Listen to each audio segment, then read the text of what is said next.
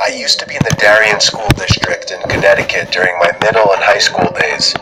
It was a wealthier district, and a lot of field trips were offered to the students. I was a member of the chorus, and every year we'd take at least 1 or 2 optional field trips as a class. The year in question, in which I was a sophomore, we took a trip to Woodloch Pines Resort in Pennsylvania.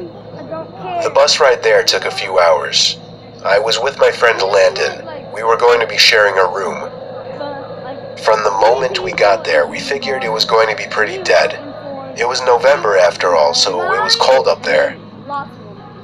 We had 3 days planned for the trip, and there were 4 chaperones.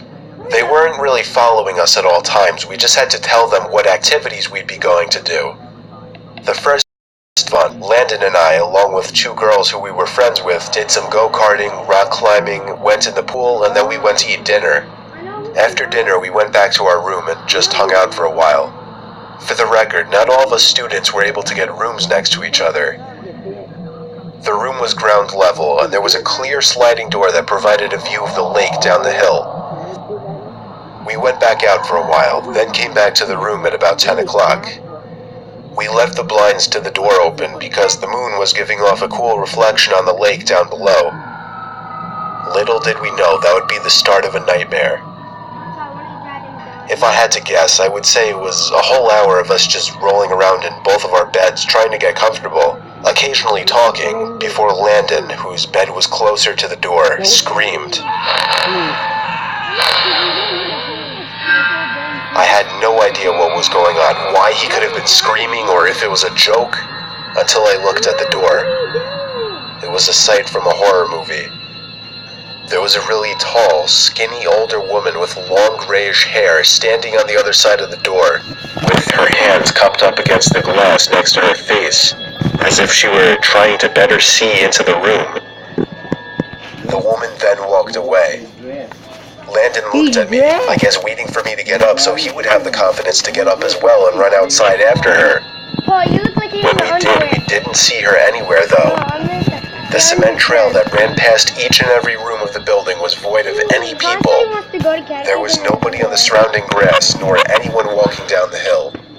We both saw the woman though, so we knew we weren't seeing things. The next day we didn't tell any of the chaperones, but told the 2 girls who we were friends with. Night came once again after a long day of many activities. We entered the room through the back door and made sure to shut the blinds this time. Landon fell asleep before me. I fell asleep around half an hour after him. I woke up to silence. I couldn't tell if something had woken me up or not. All I knew is that I didn't feel right. I sat up and whispered Landon's name to see if he was awake. He didn't answer, so I turned to the left out of pure instinct and curiosity to look at him. But I couldn't see him. Something was blocking my view of the other bed. I looked up, and towering over my bed was the tall, old woman. She took 2 steps back as she said, "Your back door was unlocked," before turning around and walking outside. I was frozen in that bed, except for my shaking. I woke Landon and told him what happened.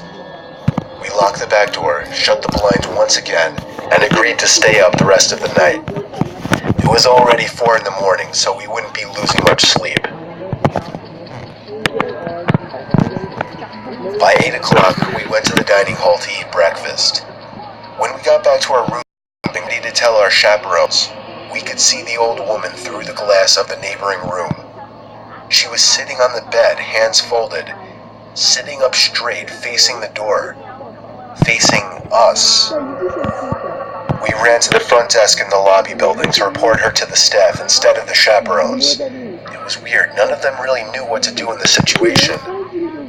Eventually we persuaded them to come to the woman's room with us. There they found the woman sitting in the same position, along with an older man sitting on the other bed, looking up at them as they entered. Apparently the woman had some kind of mental disorders, but the man wasn't all there either. There was something very off-putting about him, and they just weren't the kinds of people that you'd expect to see at a family-friendly resort. The staff wouldn't kick the two out like we hoped though, so we told our chaperones. Long story short, after a lot of arguing between chaperones and staff, we had to end the trip early and we all went home. Me and Landon were just happy to get out of there.